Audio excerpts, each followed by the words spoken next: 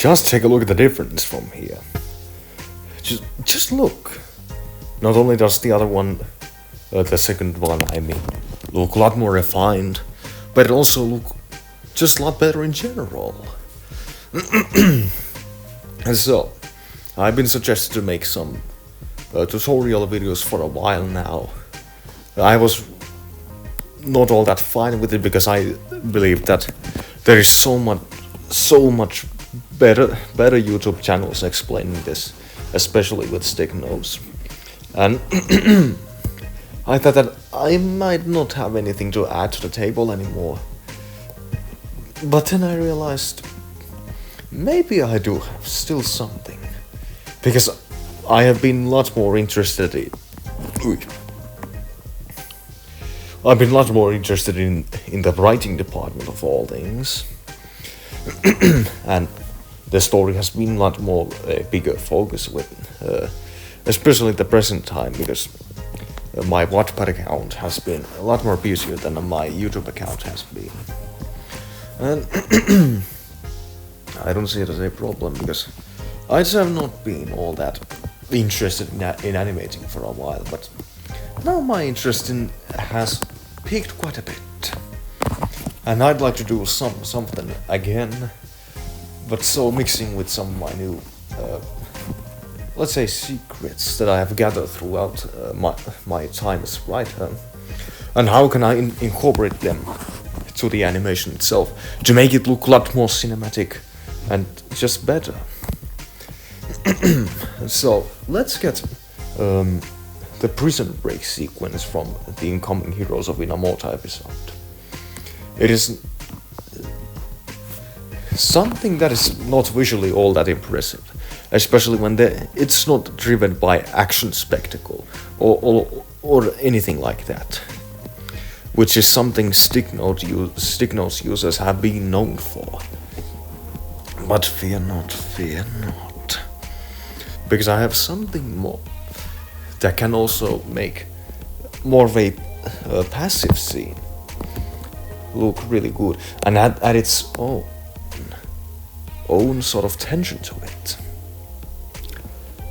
And there we can begin with cinematography, and so the lighting, shaders, if you can call them, filters, shadows, and all that. So this is unfortunately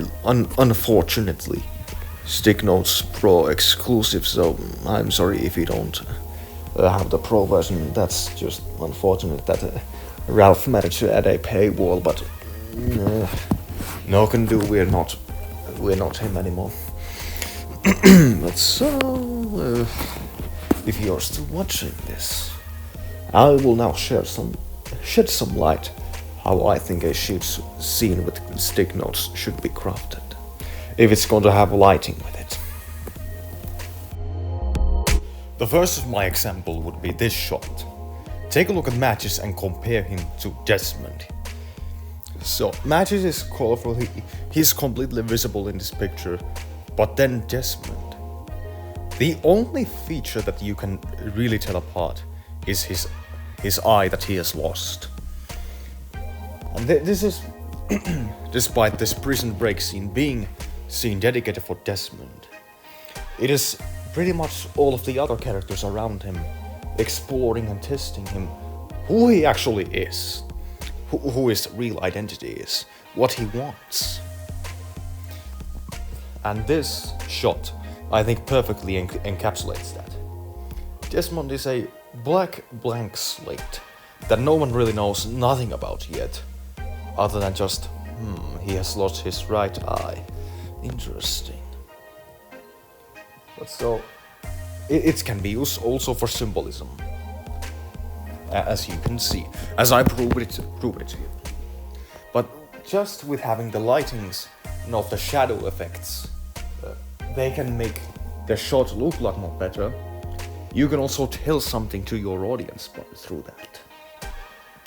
Let me give you another example, how you can actually make the scene captivating and pretty good looking.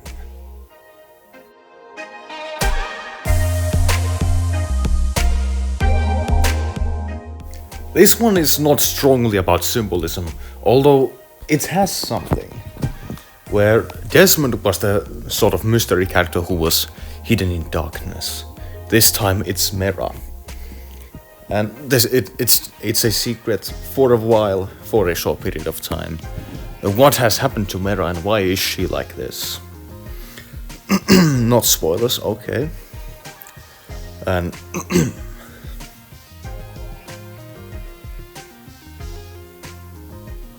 and this shot is more encapsulated by the fact that it just looks a lot more better when you have shadow effects to it.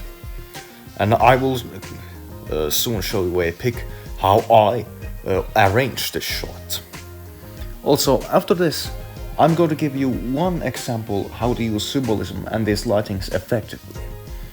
And it's even in one of my thumbnails if you already know it. Let me show you how I have orchestrated this thing.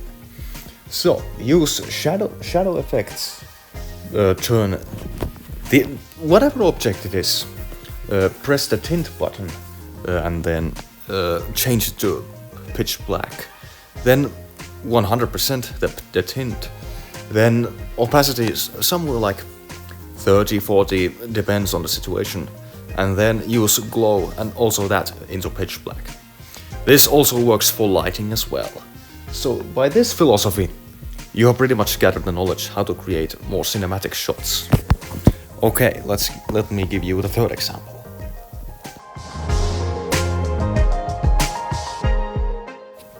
Alright, so let's mix symbolism with the lighting effects. And so with that you can create something indeed special. So let's start with those red triangles you see. And I get it, you can already guess that these are eyes. They are eyes that the corrupted Atreus. Oops, did I just spoil that? Well, go and watch this video first. But it's about what they're the same eyes corrupted Atreus has. So it is about what this video will include. Then you can see I've added some lighting effects on them also, glow, but that is not the main point here yet. Blood for the sake of giving an idea what will be in this episode of sorts. Sort of will be. The true nature of the corrupted Atreus is not yet revealed. And of course, the blood symbolizes what will happen because of this event. And then Atreus' helmet and that theatrical light which shows it. So I was looking for a reveal type of episode here. And this light, it acts just like, you know, in theaters where the head... No.